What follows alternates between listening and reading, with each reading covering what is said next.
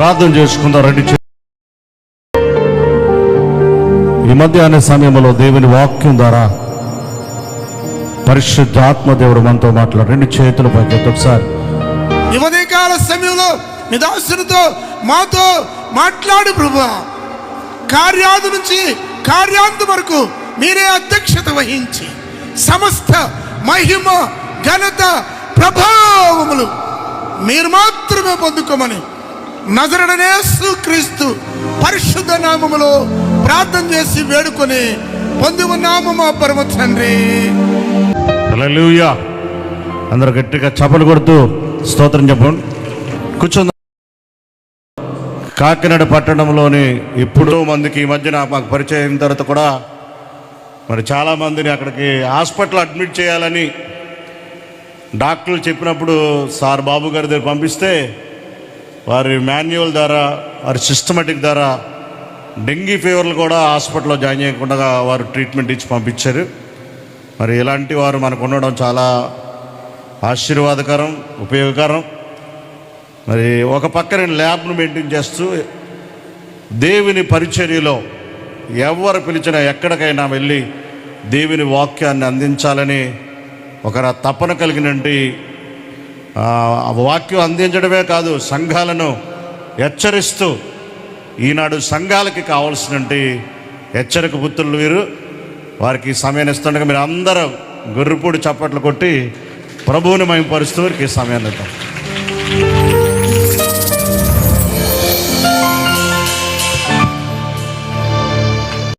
చాలా సంతోషం ప్రియులారా, ప్రియ దేవుని సంగమా. ఏ దేవుడిని మనం వచ్చామో ఆ దేవుడి ఉద్దేశం తెలియకుండా మనం బ్రతుకుతున్నామేమో. ఈరోజు ఆ దేవుడి ఉద్దేశం మనం ఏదేముందో మనం తెలుసుకుని ఖచ్చితంగా ఆ జవాబుని పట్టుకుని మనం అక్కడికి వెళ్ళాలి. ఈరోజు మనకు ప్రశ్నకు జవాబు తీసుకుని మనం ఇంటికి వెళ్దాం. ఆయన ఏంటో మనకు అర్థమైతే మన జీవితమే మనకు అర్థం అవుద్ది. ముందు మనం ఏంటో మనం అర్థం చేసుకోవాలి, అప్పుడే దేవుడు మనకు అర్థమవుతాడు. దేవుడు అర్థమైతే నువ్వేంటి నీకు అర్థమవుద్ది, క్రైస్తవమే అర్థమవుతుంది. దేవునికి మహిమ కలుగును గాక. ఈ ప్రశ్నకు జవాబేంటి? కానీ మన ఆలోచనలు వేరుంటాయి, దేవుడి ఆలోచనలు వేరే ఉంటాయి. ఒక వాక్యాన్ని చదువుకుందాం. రోమీయులకు రాసిన పత్రిక 7వ అధ్యాయము 11వ వచనం. రోమీయులకు రాసిన పత్రిక 7వ అధ్యాయము 11వ వచనం. యాలయనగా పాపము ఆజ్ఞను హేతువు చేసుకుని నన్ను మోసపుచ్చి దాని చేత నన్ను చంపెను. ఇక్కడ చట్టం కూడా చూపిస్తున్నాడు మనకి. ఏం చట్టం? ఎలయనగా పాపము హేతువు చేసుకుని. ఒక కానిస్టేబుల్ రాంగ్ రూట్లో వెళ్తే నేను ఎందుకు పట్టుకుంటాడు? చట్టాన్ని ఆధారంగా చేసుకుని. నా పాయింట్ అర్థమైందా? కొన్ని ప్రదేశాల్లో నో స్మోకింగ్ అని పెట్టారనుకోండి, అక్కడికి వెళ్ళి నువ్వు సిగరెట్ తాగుతున్నావు అనుకోండి, ఎందుకు పట్టుకుంటాడు అంటే నో స్మోకింగ్ అనేది లా. ఆ లా ప్రకారంగా నువ్వు చేస్తున్నావు కాబట్టి నిన్ను పట్టుకున్నాడు. అలాగే మనకు కూడా దేవుడు ఒక చట్టాన్ని పెట్టాడు. ఏమిటి ఆ చట్టం అంటే? ఆ చట్టం ఏం చేస్తుందో తెలిసిన యాలయనగా పాపము ఆజ్ఞను చేసుకుని. ఎప్పుడు మనం చంపుతో తెలిసినా, ఎప్పుడు పట్టుకుంటా తెలిసినా, పాపం చేసినప్పుడు. దట్ ఈస్ ద గాడ్ లా. పాపము ఆజ్ఞను హేతువు చేసుకుని నన్ను మోసపుచ్చి దాని చేత నన్ను చంపాను. కాబట్టి ధర్మశాస్త్రము పరిశుద్ధమైనది. మళ్ళీ ఇక్కడ ఎందుకంటే చట్టం అనగానే ఆ చట్టం గురించి ఆలోచిస్తాం. ఆ చట్టాల్లో రక్షక భటులు భక్షక భటులుగా మారిపోతున్నారు. రక్షక భటులు ఏంటంటే పేరు? ఏమన్నా రక్షించారు? ఎప్పుడన్నా రక్షించారా? లేదు. అవసరమైతే రక్షిస్తారు. రక్షణ వారు లేరని నేను అనట్లేదు, చాలామంది ఉన్నారు. అయితే ఈ రక్షణ ఎలా ఉంటుందంటే, కాబట్టి ధర్మశాస్త్రము పరిశుద్ధమైనది, ఈ లా చాలా పరిశుద్ధమైనది. గాయం చేయడం తప్ప ఒప్పండి. గాయం చేస్తాను, నేనే కడతాను. ఎందుకు బాబు అంటే దేవుడు మనం అడుగుతున్నాం అనమాట. ఎందుకు అంటే ఎందుకో చెప్తున్నాడు. కాబట్టి ధర్మశాస్త్రం పరిశుద్ధమైనది, ఆజ్ఞ కూడా పరిశుద్ధమైనది, నీతి గలది, ఉత్తమమైనది ఉన్నది. చట్టం చాలా మంచిదట. ఆ చట్టాన్ని ఆధారంగా చేసుకుని మనిషిని చంపేస్తుందంట. అది పక్కన పెడితే గాయం చేయువాడు నేను, గాయం కట్టువాడు నేను.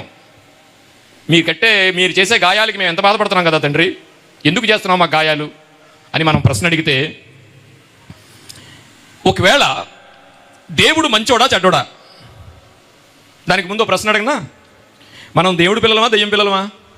ఏమండి, దేవుడి పిల్లమా? దేవుడి పిల్లమేనా? ఇంకా ఎంతమంది ఇక్కడ చాలామంది బాప్తిసం తీసుకోలేదేమో. బాప్తిసం తీసుకున్నప్పుడు దేవుడి పిల్లలే, బాప్తిసం తీసుకోకపోయినా దేవుడి పిల్లలే. కానీ దేవుడు ఆలయంలో ప్రవేశించడానికి, ఆయన సన్నిధిలోకి రావడానికి బాప్తిసం తీసుకోవాలి. ఇది పక్కన పెడితే దేవుడి గురించి ఒక మాట మాట్లాడుకుంటే యోబు గారి చేత అన్నాడు. యోబు గారి చేత ఏం రాయించాడంటే, నాయన నా పిల్లలకి చెప్పు, మీకు కలిగే గాయాలన్నీ నేనే చేస్తున్నాను, నేనే కడుతున్నాను. కానీ ఈ లోపల మనకి మామూలుగా ఉండట్లేదు కదా, నేనే కడుతున్నాను. అందుకని దేవుడే మరలా ఆయన ప్రత్యక్షపరుచుకుంటూ యోబు గారి చేత ఏం మాట రాయించాడో ఒకసారి చూసి మనం ముందుకెళ్దాం. యోబు గ్రంథము 34వ అధ్యాయము 10వ వచనం. విజ్ఞానము గల మనుషులారా నా మాట ఆలకించుడి. ఏమండి విజ్ఞానము గల మనుషులారా అంటే జ్ఞానము గల మనుషులారా అనకూడదా? What is the difference between జ్ఞానం అండ్ విజ్ఞానం? జ్ఞానానికి విజ్ఞానానికి తేడా ఏంటండి? విజ్ఞానము గల మనుషులారా నా మాట ఆలకించుడి, దేవుడు అన్యాయము చేయుట అసంభవం. మరి గాయం ఎందుకు చేస్తున్నావు నాయన? మళ్ళీ ప్రశ్న. యోబు గారి చేత రాయిస్తున్న మాట ఏంటంటే, దేవుడు విజ్ఞానము గల మనుషులారా నా మాట ఆలకించుడి, దేవుడు అన్యాయము చేయుట అసంభవము. విజ్ఞానము అనగా, జ్ఞానము అనగా అందరికీ తెలుసండి, అన్ని జ్ఞానాలు ఉన్నాయి. కరెంట్ ఉంది కదా, దీనికి ముట్టుకుంటే ఏమవుతుంది? షాక్ కొడుతుంది, అది జ్ఞానం. చచ్చిపోవడానికి ముట్టుకుంటాడు ఒకడు, అది అజ్ఞానం. అది ముట్టుకుంటే షాక్ కొడుతుందని జాగ్రత్తగా ఉన్నవాడు విజ్ఞానవంతుడు. చిన్నపిల్ల నడుస్తూ ఉంటుంది, దాన్ని మనం తప్పటడుగులు అంటాం. అప్పుడు అరుచులు కూడా పంచిపెడతారు కదా, ఏదో పంచిపెడతారు కదా చిన్నపిల్ల తప్పటడుగులు వేసినప్పుడు. అవునండి, సంతోషాలతో చాలా చేస్తుంటాం. వాడు బోర్ల పడినప్పుడు బొబ్బట్లు, వెనకలు పడినప్పుడు ఇంకొక అప్పడాలు పంచిపెడతా ఉంటాం మనం. అలాగే చిన్నపిల్ల నడుస్తూ ఉంటుంది. చిన్నపిల్ల నడుస్తున్నప్పుడు ఏమిటి, చిన్నపిల్లండి చేతిని ఇలా పెడతా కదా, చేతిని ఇలా పెట్టి ఇలా నడుస్తుంది. ఎందుకట? చిన్నపిల్లకు కూడా తెలుసు జ్ఞానం ఏంటి, పడిపోతానేమో అని. ఈ చేతులు ముందే పడిపోతే కాచుకోవడానికి. జ్ఞానం ఆ పాపకి తెలీదా? జ్ఞానం ఏమైనా సపరేట్గా నేర్చుకోవాలా?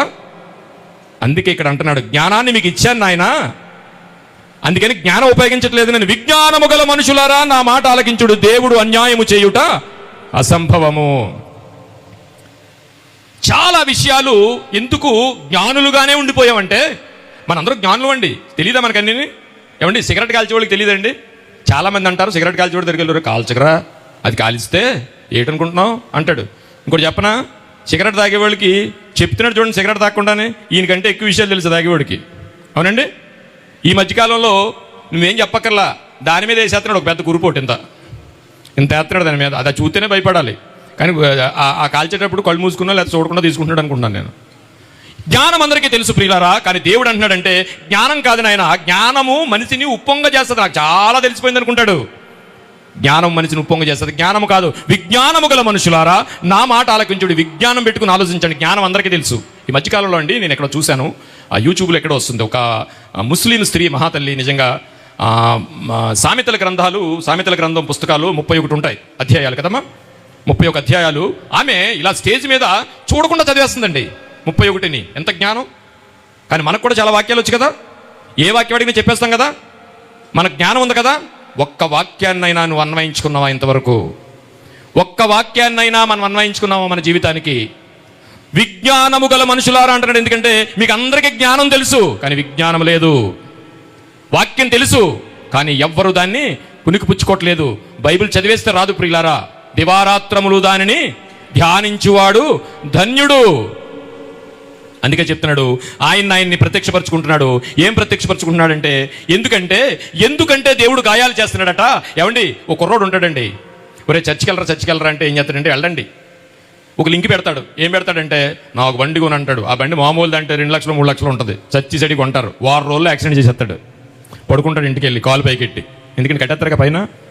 అమ్మ బైబిల్ ఎక్కడుందో తల దగ్గర పెట్టమ్మా అంటాడు. అప్పుడు ఏమండి, అప్పుడు అంటాడు అనమాట, బైబిల్ పక్కన పెట్టండి. బైబిల్ తలంపుల దగ్గర ఉండకూడదు, తలంపులలో ఉండాలి. నువ్వు తలంపుల్లో ఉండుంటే నువ్వు ఆ బండి కొనమను, బండితో యాక్సిడెంట్ చెయ్యవు. మనిషి జ్ఞానవంతుడే కానీ విజ్ఞానవంతుడు కాలేకపోతున్నాడు. దేవుని విషయంలో ఏం ఆలోచించి ఏది ఆలోచించి ఎందుకు ఈ క్రైస్తవులోకి నువ్వు అడుగు పెట్టవో, ఇవాళ దేవుని యొక్క ఉద్దేశం ఏంటో మనం తెలుసుకోవాలి ప్రియులారా. దేవుని ఉద్దేశం ఏంటో మనం తెలుసుకోవాలి. దేవునికి మహిమ కలుగును గాక. అయ్యా ఎందుకు చేస్తున్నావు అయ్యా ఈ గాయాలు? ఎందుకు నువ్వు కడుతున్నావు? అవును, ఇక్కడ ఉన్న వాళ్ళందరూ ఏదో గాయంతో బాధపడుతున్నాం. పిల్లలతో కావచ్చు, తల్లితో కావచ్చు, భర్తతో కావచ్చు, భార్యతో కావచ్చు, ఆర్థిక పరిస్థితి కావచ్చు, వివాహం కావచ్చు, అప్పు కావచ్చు, అనేకమైన గాయాలతో మనం బాధపడుతున్నాం. ఎందుకు చేస్తున్నామంటే ఆయన అంటున్నాడు, అదే యోబు గారి చేత అద్భుతమైన మాట రాయించాడు చూడండి. యోబు గ్రంథము 33వ అధ్యాయం 19వ వచనం. యోబు గ్రంథము 33 అధ్యాయం 19 వచనం.